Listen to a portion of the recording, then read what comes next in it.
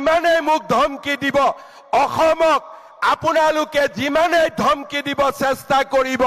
অসমে লাচিতৰ হেংদান আকৌ এবাৰ হাতত তুলি ল'ব আৰু আমি প্ৰমাণ কৰিম যে অসমীয়ায়ো অসমবাসীয়েও ভাৰতীয় লোকসকলে কেনেকৈ জীয়াই থাকিব লাগে আমি তাক জানো আৰু সেই সংগ্ৰামখন আমি আকৌ এবাৰ যুঁজিব খুজিছো আমি জিকিব খুজিছো হেংদাং লৈ এতিয়া অসমীয়া জাতিক তেওঁ এতিয়া ৰক্ষা কৰিব আমি বিনম্ৰতাৰে কৈছো আহ্বান জনাইছো হিমন্ত বিশ্ব শৰ্মা ডাঙৰীয়া হেংদাং অসমীয়া জাতীয় জীৱনৰ স্বাভিমানৰ প্ৰতীক আহোমসকলৰ স্বাভিমানৰ প্ৰতীক লাচিতৰ শৌৰ্য বীৰ্যৰ স্বাভিমানৰ প্ৰতীক হেংদাঙক আপোনাৰ নিজৰ ৰাজনৈতিক ভৱিষ্যত অন্ধকাৰ দিশলৈ গতি কৰাৰ সময়ত আবেগিক কৰি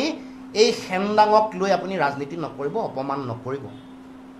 যদি হেংদাঙৰ প্ৰতি আপোনাৰ ইমানেই দায়িত্ব আছিলে দায়বদ্ধতা আছিলে আপুনি 6টা জনগোষ্ঠী জনজাতিকৰণ কৰি দিব লাগিছিল আপুনি হেংদাঙৰ আজি নাম লৈছে আবেগিক কৰি জাতিটোক সেই সময়ত আপুনি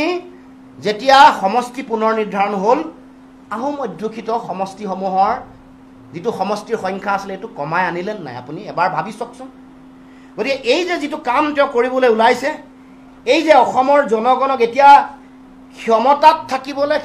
থাকি লুণ্ঠন কৰিবলৈ এতিয়া তেওঁ এই যে আম্বানী আদানী এইসকলৰ নাম লৈছে আজমল এইবোৰতো তেওঁৰ সহোদৰ আম্বানী আদানী আৰু ছৈয়দা হামিদ এইবোৰৰ লগত তেওঁৰ নিকট সম্পৰ্ক আছে আমি ইতিমধ্যে কৈ দিছোঁ সম্পৰ্কৰ গোটেই আমি দেখুৱাই দিছোঁ উদঙাই দেখুৱাইছোঁ এতিয়া তেওঁৰ আঁঠুৱাৰ তলৰ মানুহ এইসকল আজমলৰ লগত তেওঁ এটা সময়ত গোপন সম্পৰ্ক এইটো মানুহে গম পালে এতিয়া সেইকাৰণে বাহিৰৰ পৰা আউটচোৰ্চিং কৰি মাদানীক লৈ আহিছে এতিয়া আউটচোৰ্চিং কৰি ছৈয়দা হামিদাক আনিব কৈছে এতিয়া এবাৰ হিমন্ত বিশ্ব শৰ্মাই অসমত থকা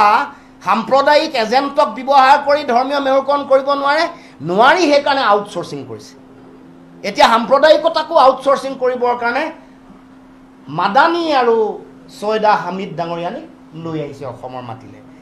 গতিকে আপুনি এই যে সংকটৰ সময়ত আপুনি হেংদাঙক ব্যৱহাৰ কৰিব খুজিছে এইটো আমি গৰিহণা দিছোঁ আৰু আপোনাক বিনম্ৰতাৰে আহ্বান জনাইছোঁ যাতে আপোনাৰ নিজৰ সংকটৰ সময়ত অসমীয়া জাতিটোক আপুনি সাঙুৰি নল'ব অসমীয়া জাতীয় জীৱনক সাঙুৰি নল'ব দুৰ্নীতিগ্ৰস্ত এগৰাকী ৰাজনীতিবিদৰ গাদী ৰক্ষাৰ কাৰণে অসমীয়া জাতীয় জীৱনৰ স্বাভিমান এইবোৰক সাঙুৰি আবেগিক ৰাজনীতি নকৰিব এই কথা আপোনাক সকীয়াই দিব কৈছোঁ হেংদাং অসমীয়া মানুহৰ স্বাভিমান লাচিতৰ শৌৰ্য বীৰ্যৰ প্ৰতীক ইয়াক লৈ ৰাজনীতি নকৰিব ইয়াক লৈ আপুনি অসমৰ জনগণক আবেগিক কৰি নতুলিব সকীয়াই দিব কৈছোঁ